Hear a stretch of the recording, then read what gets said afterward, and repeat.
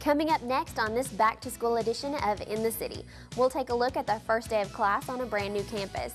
Plus, this year, city schools are tackling the problem of bullying by empowering youth with knowledge. Also, Mitchell Neilson is boasting of a new leadership program that begins implementation this year. And you no longer have to send lunch money with your kids. We'll tell you all about the city's new Healthy, Hunger-Free Kids program. But first, join us as we take a peek into the future plans for Murfreesboro. All this and more coming up right now on this edition of In the City.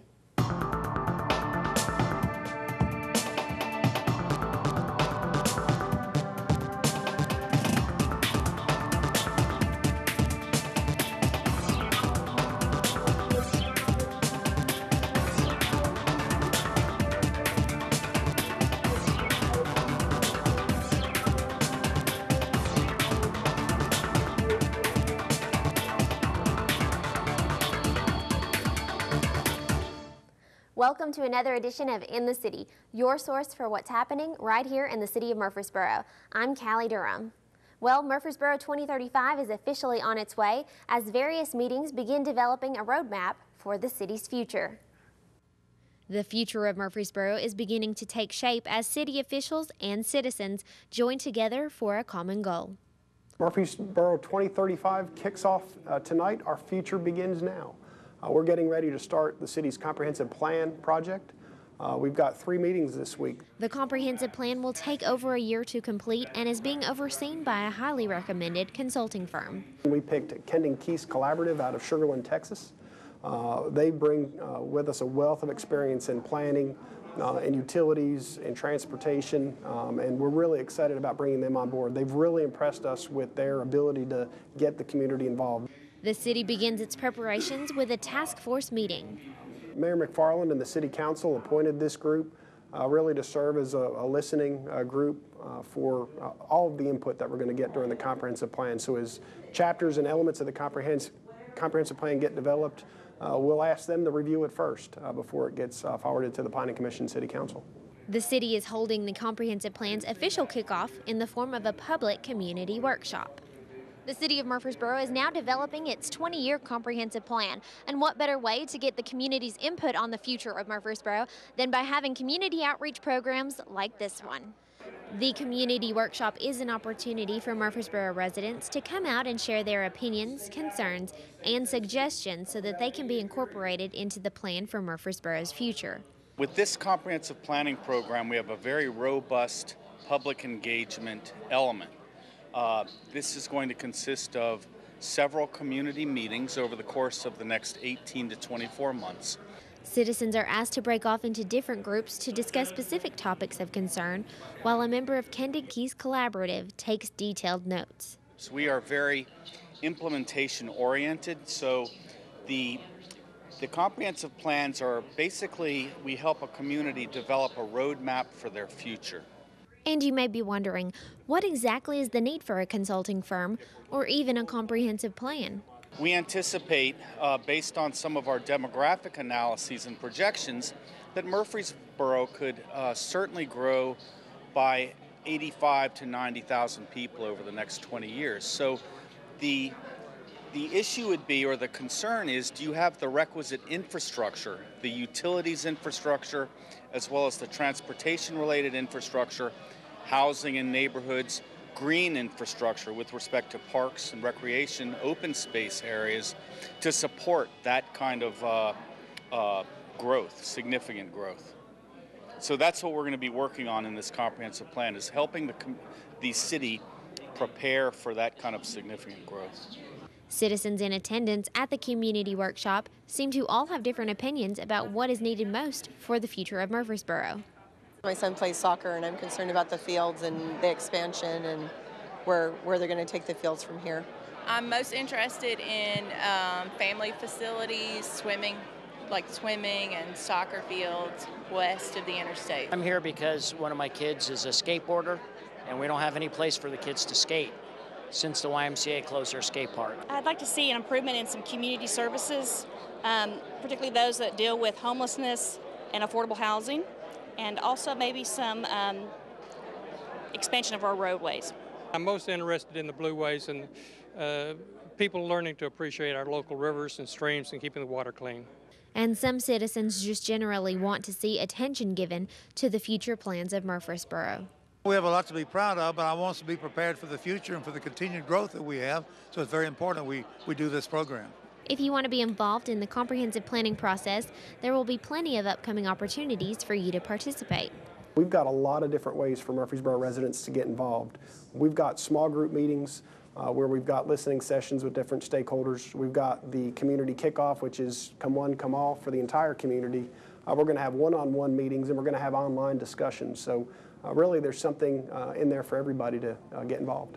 For more information, you can email borough2035@murfreesborotn.gov or call 615-849-2629.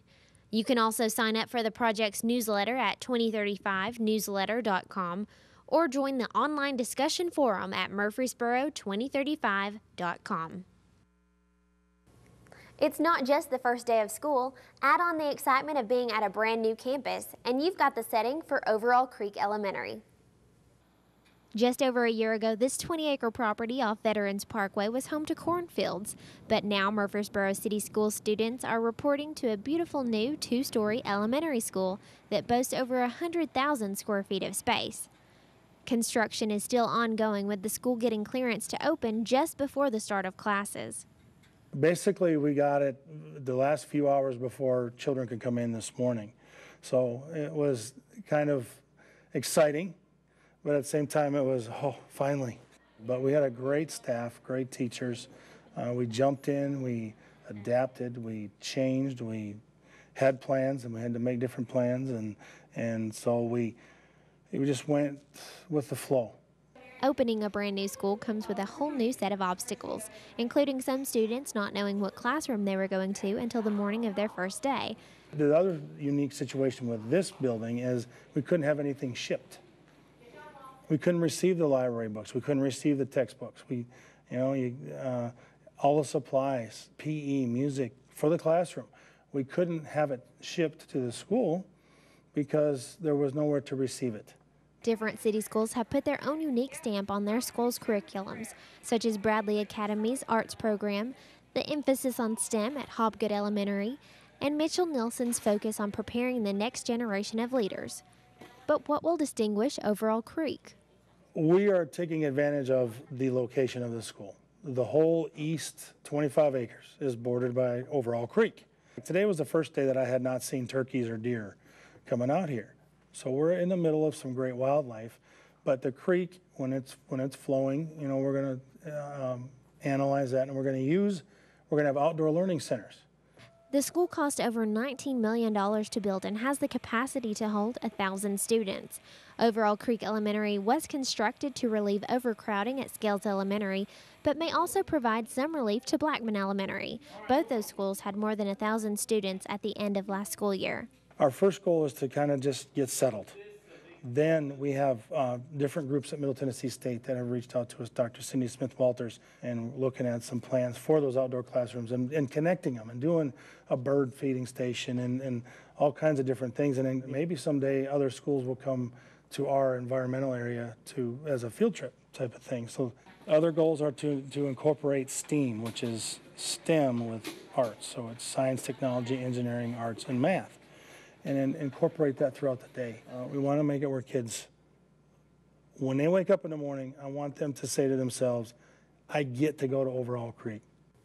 All city school children will now be given not only free breakfast, but free lunch as well, thanks to Murfreesboro qualifying for a federal grant program. Murfreesboro students will now be able to eat for free while at school, thanks to the city schools qualifying for a federal program. Last year, in the 2013-14 school year, we implemented breakfast in the classroom. It was a huge success, so we're going to continue that this year across all 12 schools. Also, we qualified this year for the USDA Healthy Hunger-Free Kids Act. So we are receiving, the federal government is helping pay for lunches across the district for all kids. So not only will students who come to Murfreesboro City Schools receive free breakfast, they'll also receive free lunch. The switch to making lunch free on campuses should not only see an effect on parents' wallets, but in students' academic results as well. Years ago, when all the studies came out, you always knew that a hungry child could not learn as quickly as a child who's been well fed. Same thing for a healthy child. That's the reason we have school nurses. Healthy children learn better. Children who are not hungry learn better. So having that here in the school so that a child can access a free breakfast and a free lunch, and we know they're getting those things, helps the children go to class and be ready to learn. To learn more about the Healthy Hunger Free Kids Act, visit Food and Nutrition Services at the United States Department of Agriculture's website at www.fns.usda.gov.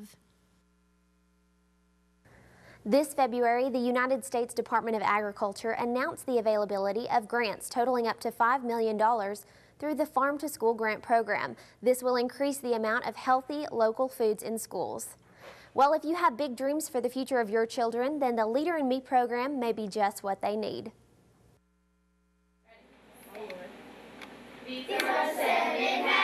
One of the city's public choice schools, Mitchell-Neilson, is now taking its focus on the importance of leadership to the next level. Mitchell-Neilson is school for leadership. So families who choose to, or who want their children to explore that leadership possibility can apply to attend school here. And we knew that this leadership focus would be pretty popular and that parents would want that for their own children. This year, Mitchell-Neilson begins implementing a new whole school transformation model known as the Leader in Me program.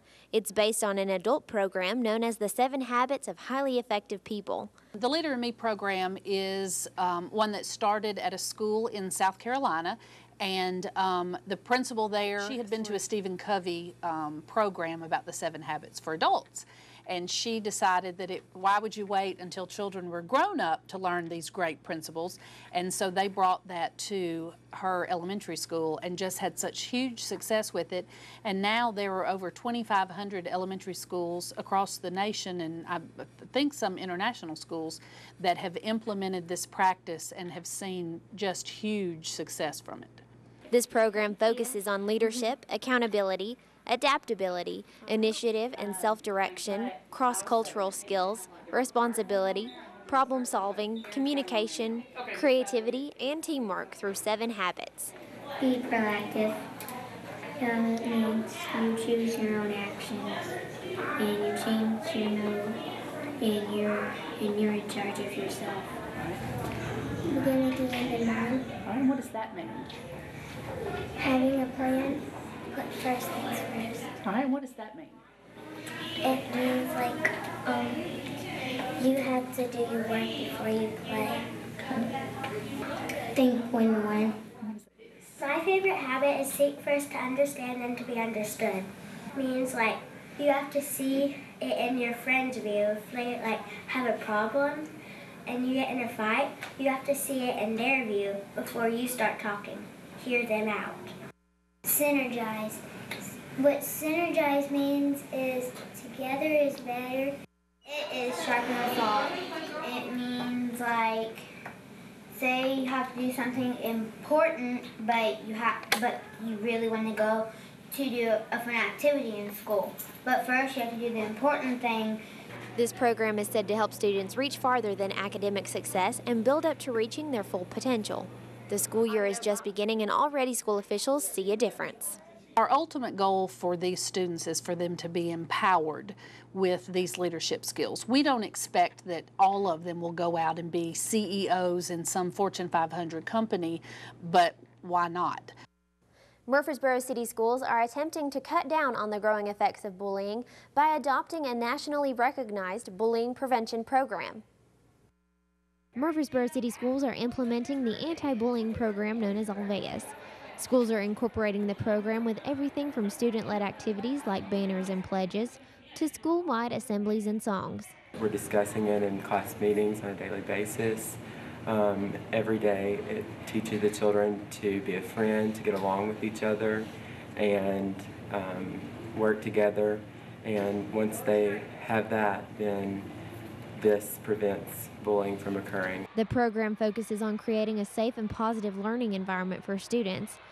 It is seeing national success in reducing the amount of bullying in schools and also helps improve antisocial behaviors. We discuss these with children.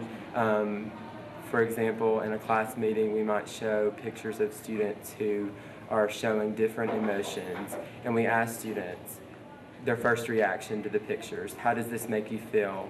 What does it look like? And through this activity, students have an awareness and learn an awareness for emotions and feelings. According to StopBullying.gov, over 70% of students say they have witnessed bullying, and 20% of students have been victims. In addition to our school rules, the new Ulvaeus anti-bully rules are taught in the classroom. There are 4 basic rules that represent the program. Number 1, we will not bully others. Number 2, we will try to help students that are bullied. Number 3, we will include students that feel left out. And number 4, if we know of bullying, we will tell an adult at school and an adult at home. We're shifting the focus not just on the bully or the person who's being bullied, but also including the bystanders and applying anti-bully rules to them as well. The anti-bullying program places emphasis on standing up for others by teaching students to take appropriate action when their classmates are bullied. We're really trying to get those children who are normally bystanders or defenders to speak up and have a say against bullying and try to prevent it. Don't be a bystander, be a stand-byer. Statistics show that over half of the time that bystanders intervene, bullying stops within 10 seconds. Our system is doing a kickoff event at each school in September. This is a way for the community and parents to hear about our new program and to be involved. And with telling an adult at school and at home, that increases the chances of the adults here at school dealing with the bully situation and getting it to stop immediately. Murfreesboro City School staff and teachers are trained in the anti-bullying program prior to the beginning of the school year and are using the program in their classrooms throughout the district. Parents will also have the opportunity to learn more about the program, as each school will be presenting the anti-bullying campaign at PTOs and parent-teacher conferences this fall. For more information, you can call Lisa Trail at 615-893-2313. Well, Murfreesboro is attracting a new statewide conference, which adds a boost to the city's tourism and hospitality services. It's the first time they've ever had the Tennessee D.A.R.E Officers Association in our city, and our city is becoming a destination for a lot of these, not only statewide, but national groups because of its location and all of the amenities that we have to offer, and the fact that Murfreesboro is a wonderful place for people to want to visit. Certainly, we're very proud of Amy Norville. She is the Tennessee D.A.R.E Officers Association president in the middle of a 2-year term, and the D.A.R.E officers here in Murfreesboro have had leadership roles for some time now in the D.A.R.E Officers Association. In fact, Sergeant Greg Walker, who supervises our program, has been involved in the D.A.R.E mentoring program for the last year or two, mentoring trainers and leaders who are actually presenting this program across the state. So delighted to have them here. The Tennessee D.A.R.E Officers Association has a yearly training conference. It rotates locations through the 3 grand regions of the state. 2014 was Middle Tennessee's time to host if we chose, and we chose to. So we brought the state of Tennessee D.A.R.E officers to Murfreesboro for a week-long training session. We had officers from Memphis to far east Tennessee that all came together. We actually had one officer that came up from Alabama. They came to work together to come up with new ideas to take the curriculum to the schools and to get training so that we're better equipped to go into the schools and help our students and our teachers and our administrators make a difference in these children's lives. I guess the most important thing to share with the people who are here is the importance of the work that they're doing day in and day out, because they're not only doing drug abuse resistance education curricula and sharing that with the children in our schools, but they're also broadening that scope, if you will, to talk about decision making and the basis of good sound decision making at a young age. We know that a lot of children form their attitudes and beliefs and their approaches to life and life decisions as early as 3rd, 4th, 5th grade. So that's where we want to catch them. We want that safety net to be right there so we can talk to them about drugs and gangs and violent behavior and the impact of the decisions on the rest of their life. So it's important, I think, to reinforce and encourage these police officers who do that every day all across the state of Tennessee, and how important that is not only to those families and to the safety of those schools where those children are trying to get an education, but also to their homes and to their home communities, because these kids are going to grow up. They're going to be high school students before long, and then they're going to be citizens. And that messaging that they get in that classroom that begins to help shape their ideas and their beliefs about drugs and gangs and the behavior that comes from involvement with those kinds of things may very well change their lives, and that's exactly what we want to do. I've worked in the D.A.R.E program for several years. I left for a while and then came back, and it's one of the most rewarding positions in the department. I think that the old saying that D.A.R.E doesn't work has proven wrong. I've always said you can't measure what doesn't happen. When we prevent them from getting in trouble, you can't measure that. But there's been some departments in the state that cut the program, and they're coming back. Our D.A.R.E officer training that's scheduled in December of this year for new D.A.R.E officers is already full. So I think the ones that did cut it are finding a way to bring it back. The Murfreesboro Police Department's bicycle cops are an essential aid in fighting crime. Public Information Officer Kyle Evans tells us more about how they operate.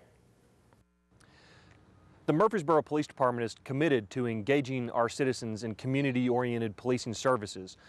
As part of that initiative, our officers are actually engaging in bicycle patrols throughout various areas of the city. Don't be surprised if you see an officer riding in a neighborhood, on the Parks and Recreation Greenway areas. And just about anywhere in town, you'll see a bicycle officer patrolling our neighborhoods. One of the reasons why we like bicycles is because officers are much more approachable when they're on a bicycle. People feel that they can come up and connect and talk and engage in that officer. Maybe they have a problem in their neighborhood. Perhaps they would like to report something that's suspicious. Well, it's a lot easier and sometimes more comfortable for someone to approach an officer on a bike than it is in a traditional police car. We believe that it helps kind of bridge that gap in between police and the neighborhoods that we protect. So you'll also see officers engaging in crime-fighting activities while riding the bicycles. Some of our officers have had great success at interrupting and disrupting criminal activity. They've caught people breaking into cars. They've caught people breaking into homes, dealing drugs, and so forth. Our bicycle officers have the unique advantage of being stealth-like, meaning that they can ride up on crimes in progress without the noise of an engine or the visibility of a marked patrol car. As people see a person on a bike, they don't always associate that with a police officer. Although our officers are wearing bright blue shirts and uniforms, still someone would give those officers information about crimes that could be taking place. While we have had bicycle patrol off and on for many, many years, we have reinvested recently in the training and outfitting some of our COPS officers with bicycles. In addition to the Greenway Patrol, you'll start seeing more and more officers in neighborhoods, especially in the downtown and inner city areas, patrolling those streets. While all police officers are special people and have a calling to serve their community, these guys, they do this on a daily basis, whether that be through gathering intelligence and information from the community or whether that be from actually physically stopping crimes that are happening in progress. Well, our bicycle officers actually have police cars that they can patrol in during inclement weather when it's really, really hot or really, really cold, rainy, snowy. So they have the option to get in a vehicle, but most of the COPS officers, they like to be out and be part of the community, engage in the community, and so most of the time you'll see them riding bicycles and interacting in some capacity with members of the neighborhood. Our police officers take great pride in protecting the neighborhoods in which we serve. anyone with information about any type of crime, any type of problem, we encourage you to get to know your police officers and let them know what those problems are. If you see an officer in a police car or on a bicycle, approach them, get to know them, and let them know what's going on in your neighborhood. To report suspicious activity, call 893-1311. Go ahead and program that in your phone now so you have it when that activity occurs and you don't have to search for it. If you would like to remain anonymous and report a problem to Crime Stoppers, call 893-7867, 893-STOP. You can do that 24 hours a day, 7 days a week. As always, be safe, and remember, we're here to serve you. Councilman Toby Gilley is stepping down from his city council duties after being elected as a Rutherford County General Sessions judge. And that's one thing when I think that you look at some of the things that Toby has accomplished. I think the thing that he would tell you, and knowing Toby, one of the things he's most proud of is his family. Right. And I want to publicly say thank you for what you've done for the residents and what you've done for me personally, and that we're going to miss you. When people talk about sacrifice of public servants, the true sacrifice really comes from their family members.